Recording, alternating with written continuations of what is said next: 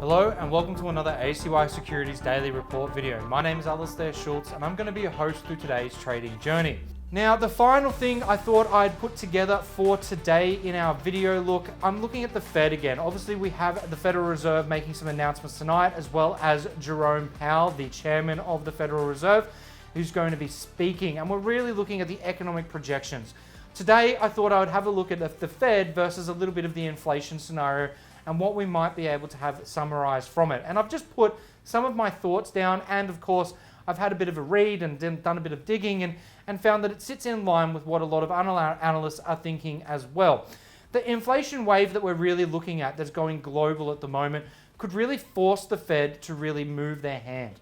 And in this case, I am sort of starting to think that it's becoming a bit of a secular change, not just an overreaction to what we are anticipating in rising yields, but actual change starting to happen very early on. The spikes, whilst they are occurring, might mean that at some stage we end up getting a sustainable spike that stays up there. So realistically, economic conditions and inflation are probably going to be coming along faster than what we anticipate and faster than what the Fed can anticipate.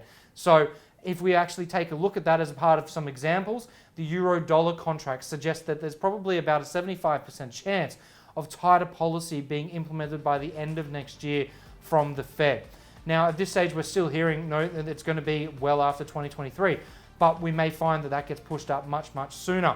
And this is why there's so much speculation on tonight's economic forecast that we're going to be getting from the Federal Reserve. So keep an eye on those things, put this in your mind and have a bit of a think about it yourself. What are your thoughts as well? Let me know. Feel free to send me a message on any of my social media channels that are available. And of course, for the news ahead of today, we have got a bit on, obviously, with the FOMC economic projections being the major piece to consider.